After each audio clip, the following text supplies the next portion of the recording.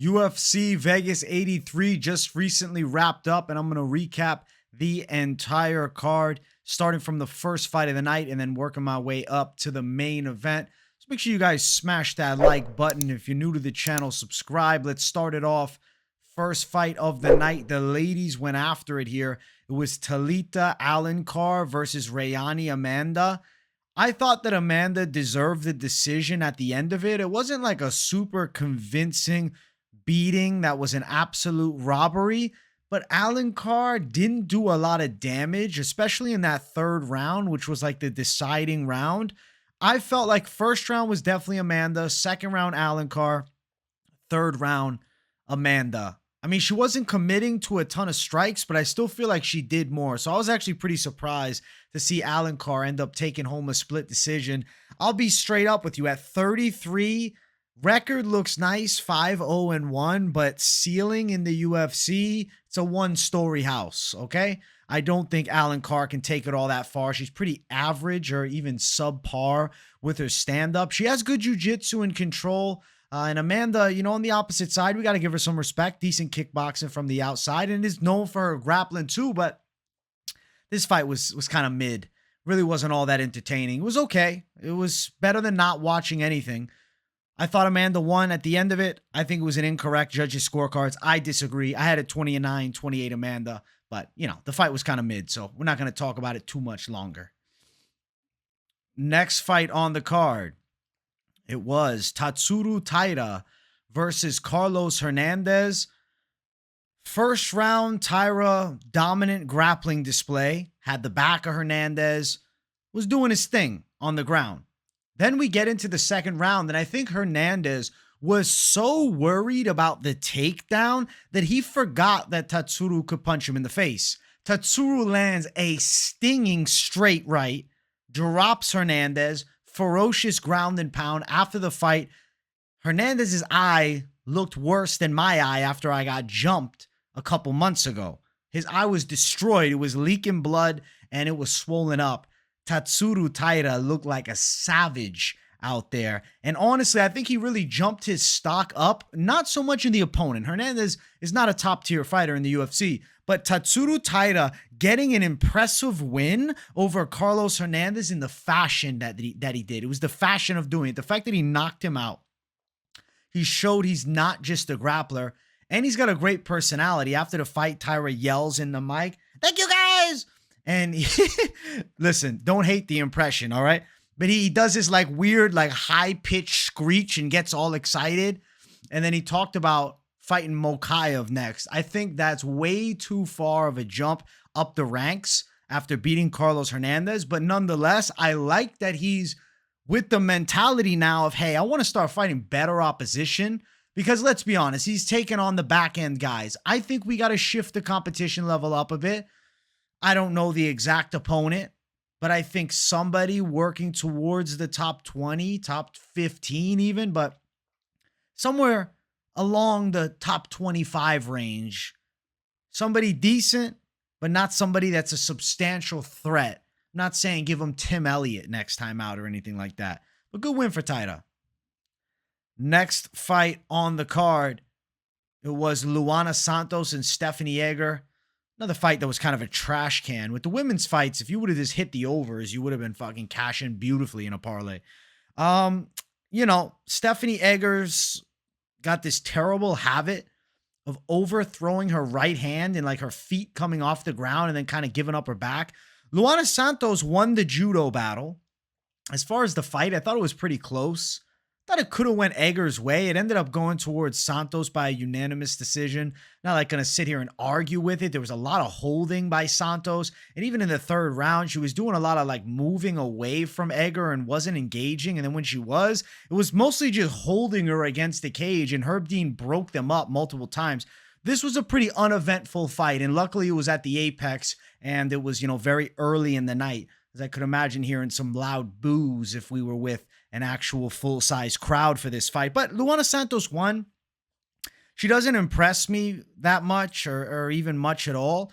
And maybe I'm being like overcritical because she is only 23. But I feel like she lacks athleticism, striking, and is like kind of loose with her punching. She has a lot of fat on her punches. As far as her grappling, it's solid. I mean, she won the judo battle with Stephanie Yeager, who's a judoka. Good win, I guess, for Santos. She's still a developing girl. I think she needs some time to polish. But like the fact that she came in way overweight too, I feel like that little bit of like a physical strength edge because of like the better rehydration for Santos. That was ultimately like the biggest difference maker between these two girls that are of a similar level. But granted, Santos is 23, so the improvements she could make in the next couple of years could be drastic, and I could be biting my tongue, or what is it, mincing my words, biting my words, eating my words. I could be eating my words, and Santos could be in the top 10. But right now, I definitely think she's eventually going to lose in the UFC. Win for Santos, mid-fight.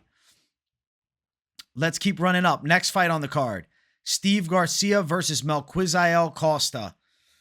You know what? When I was watching this fight, the opening seconds were concerning because I'm like, damn, Steve Garcia looks big and he is throwing bombs at Melquizael Costa. And Costa kind of like turtling up and then just shooting for takedowns. He like had no success of actually garnering any bit of control aside from just like holding the backside body lock and like tripping Garcia and picking him up a couple times and Garcia like popping right back up. Melquizael Costa pretty much gassed himself out trying to contain the beast of Steve Garcia in round 1. And then in round 2, Steve Garcia came out like a fucking monster and absolutely destroyed Melquizael Costa. And as he's pounding him out, beating the hell out of him, Melquizael Costa then ends up wrestling with the referee as the ref comes to stop it. There was a ton of blood.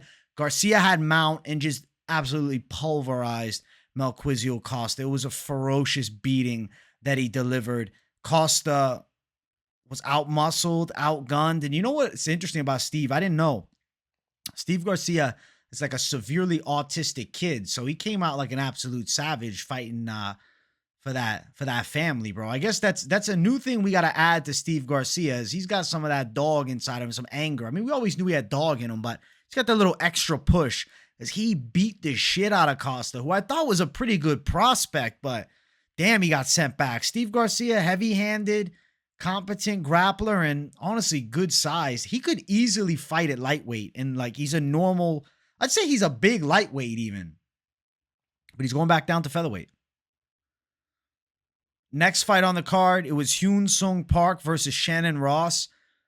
Park destroyed him, but nonetheless, Shannon Ross gave a really gutsy effort, and I think that he can be happier with how his UFC career unfolded now with a hard-fought performance like this, where he gave it hell. He didn't go out in 50 seconds or 17 seconds like his last fight. He actually sat in there, exchanged hard blows with Park, and tried. He got kicked to the body with a teep, and that pretty much ended the night. And then he was backing up and got ripped to the body again and went down. Now, he'd been rocked in the first round and even once before to the head in the second round. And it looked like Park was pretty live to submit Ross in the first round too, but Ross survived the back control that Park had on him. And then Park knocks him out with a body punch. Ross fucking crumbled. It was done. Fight was done. Hyun Sung Park broke the road to the UFC winner curse of them losing to like, you know, lower tier fighters in the UFC, 0-3 guys. Shannon Ross, I'll be honest with you, man. 0-3 in the UFC, but 0-4 if you include the Dana White's Contender Series, and 1-5 in his last 6 if you include his loss in Australia to Steve Erceg. I feel like he's probably getting released from the UFC after this one. I mean, unless they want to give him one in Australia, if they're booking something soon, I don't know. I mean, he gave a gutsy effort, but he's still below the level par. And it's like, even as he's surviving in the first round, he's not thriving by any sense of the word. He lands a couple punches, but he's definitely like not nearly as good as his opponent. You could see it throughout the whole fight. So good win for Park. Good win for Park. He beat up Ross. Next fight on the card, it was our featured prelim of the night. Kevin Jousset looked good in this fight. He actually worked a really nice jab, and he's a pretty long guy, so that definitely came in handy here with Kenan Song. He outboxed him, kicked him up to the legs. stopped the grappling attempts for sure and even engaged a bit himself, but not much. I think he hit one throw, if I'm not mistaken, or one takedown, actually. Excuse me. I think I'm remembering that correctly. Kevin Jousset got a clean win over Kenan Song. He outstruck him for pretty much the whole fight. And honestly, I thought it was really good for his career because he took out, a crafty veteran, and he did it 30-27 dominantly. Got hit a couple times, but was landing the better shots and really pieced up Kenan Song. I think they broke one of like the top 10 significant strike records Jousset did. And also like he was close to breaking the leg kick record, if I'm not mistaken. I know the significant strike mark, he passed Alan Joe Bands for a welterweight fight. Kevin Jousset did his thing with Kenan Song. He's 30, so still has time to improve. Didn't get dropped like, Ian Gary did against Kenan, which I think that right there is a positive attribute because Ian Gary's now in the upper echelon of the weight class. Kevin Jousset could be a guy that's, someone to watch towards the higher end. I think where he'll struggle is guys that can smother him with pressure grappling. I know he comes from a base of judo, but like that more traditionalist wrestling style, I do think could get to him. But hey, we'll find out when we get there. As of right now, I still think, he's a 2-fight UFC vet fighter now. He's a vet of 2 fights. He was a sophomore here, his second outing. I don't think we give him a substantial jump up in competition next, but he definitely has the tools to become an interesting player at 170 pounds. And I'm pretty excited for what we're going to see. As far as Kenan Song, one thing you can't take away from him, toughness. Tough dude. Took a lot of shots. Main card time. If you guys haven't yet, make sure you smash the likes. And if you're new, subscribe. It was André Muniz versus Jong Park. Man, Park got out grappled for the most part, but Muniz didn't really do a lot of damage. So at the end of it, I thought it might have gone the way of the Iron Turtle. We ended up having a split decision for the side of Muniz. What happened was, first round Muniz is controlling for the most part, but then Park gets on top, gets mount, and delivers some serious ground and pound. That should win him the first round.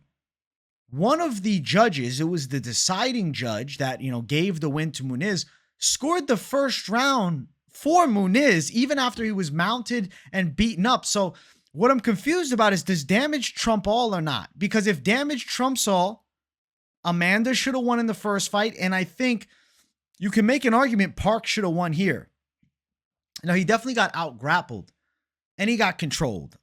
Third round was an iffy one. Park finishes on top, throwing ground and pound, but Muniz still had good moments. Like, I'm not going to get up in arms and, absolutely say this was a robbery, but I thought it was a semi-controversial decision. At least how you looked at how it was scored when you have the scorecards in front of you.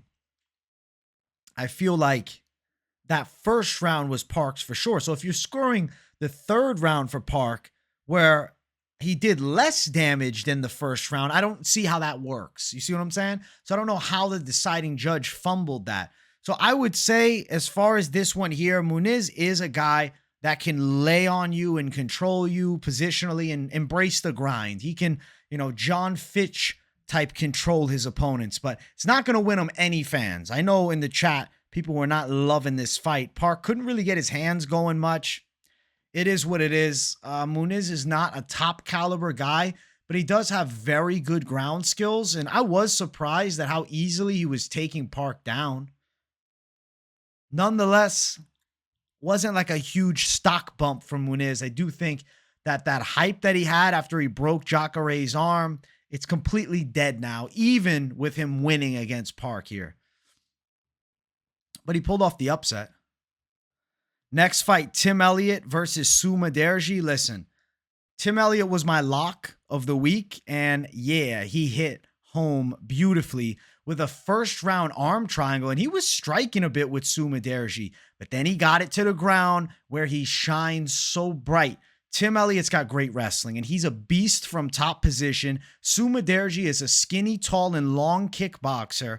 That arm triangle Beautiful. Sumudaerji's like bleeding and coughing up blood as he's getting arm triangle. It was actually like one of the more nasty submission wins in the UFC because Sumudaerji went out and like he's coughing up blood as he's being strangled. It was a brutal move. Like Tim Elliott got a badass win. I think that's a performance of the night because that arm triangle was sick. He did win a performance of the night. Look at that. UFC Fight Night performance of the night. I didn't even realize that. I didn't even know. That's a performance of the night winner. So Tim with the extra 50K, short notice fight, gets to win, and the lock of the week for me. Couldn't be happier for the guy. Elliott's still tricky as hell for so many guys to deal with. He's almost 37. He was almost a decade older than Sumudaerji, but he still did work on him. Super impressed with Tim. His wrestling skills are nasty. We knew he could take Melquizael down. He's going to take a kickboxer down like Sumudaerji. So sick win for Tim Elliott. Next fight on the card was our featured bout of the night. Nasrat Haqparast absolutely killed Jamie Mullarkey. Mullarkey is buns, man. I fall into the Mullarkey trap. I won't lie to you guys. I picked him here. I said, okay, he can kickbox with him. He can go long. Damn, no, he can't. And he can't eat shots. The chin is gone. Now, Haqparast hit him with an absolute bomb of an overhand and rocked the shit out of Jamie Mullarkey and then grabbed his head and just kept throwing uppercuts. It was sick. It was sick in a good way. It was badass. Mullarkey was done. Good stoppage by the ref. Could have stopped it standing even after he got rocked again, but then he went down and the ref jumped right in.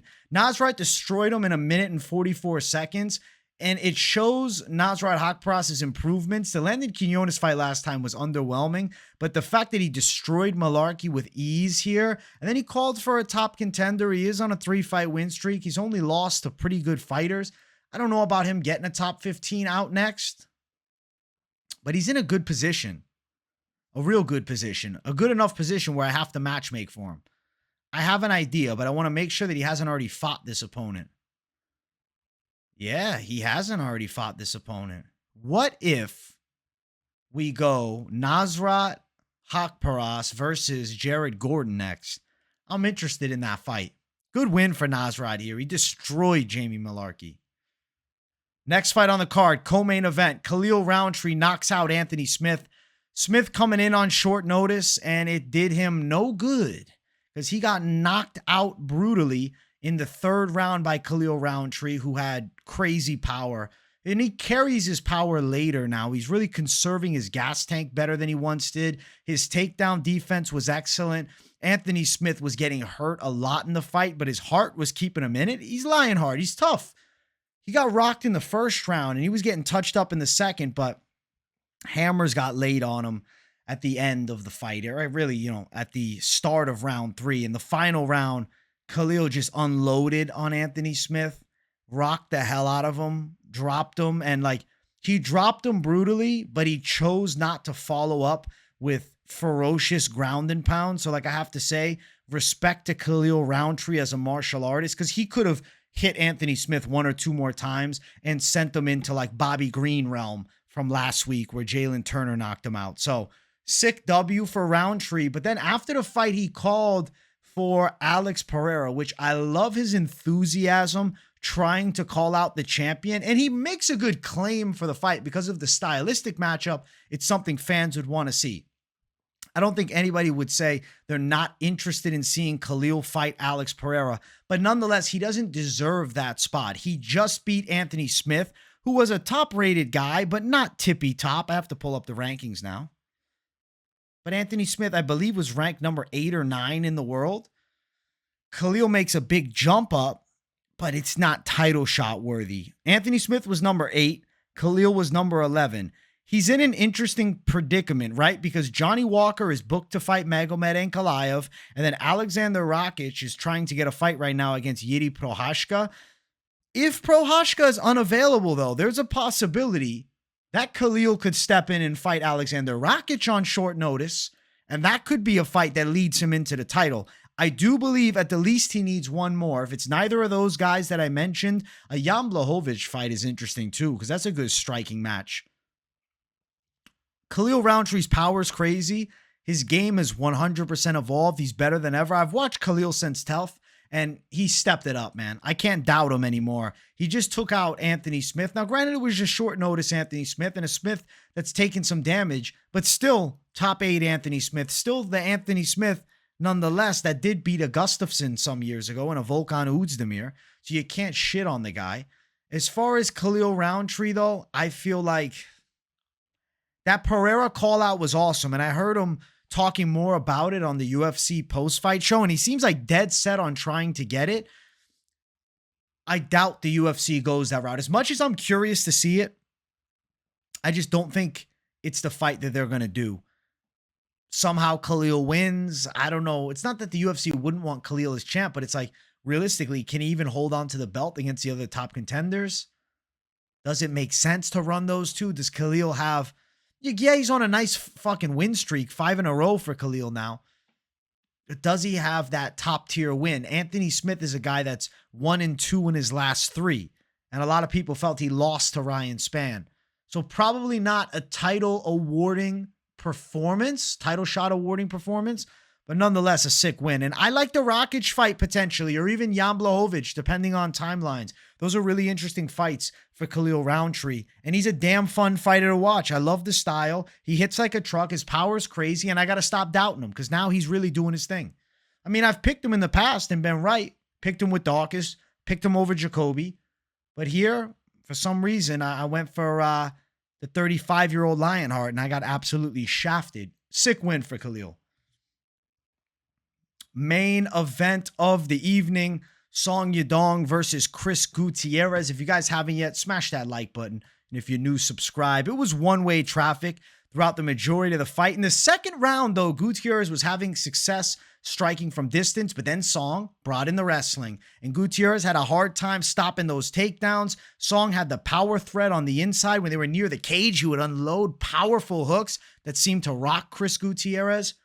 And it was a clean Song win. And I love Song Yadong's game. When he's in the full guard on top, he puts his head right in your face and he starts talking a bit of shit. Song Yadong's a bad motherfucker. He's got good gamesmanship. He's got a good game plan. He's evolving his skill set. He's only 26 somehow. It doesn't even make sense. I feel like he's been 26 for 5 years. And the dude is emerging as a top contender. Got a 50-45 win. I definitely think he won every round in this fight. It wasn't competitive. He stifled the game of Gutierrez because he also brought a wrestling threat, not just kickboxing. And his hands were on fire. And he was kicking with the leg kick king, Chris Gutierrez, too. Song was ripping the legs up. He won it clearly. And then after the fight, Petr Yan posted on Twitter like the yawning emoji. And Song called out Petr Yan. And he was speaking English in the post-fight interview, which I think is going to win him a ton more fans. Because, like, he's just a funny dude, man. He's fully speaking the English. He's making the call out. He wants to fight in China. He wants to fight Petr Yan. I love the idea of the Petr Yan fight. I know I've spoke upon Davison Figueiredo versus Petr Yan next, but I definitely think the Song fight makes a lot of sense. I'm intrigued by that potential matchup. Yeah, Song Yadong's in a great position to seriously emerge as a title contender in 2024. I mean, he's like number 7 in the world right now. Cleanly beat the number 15 guy.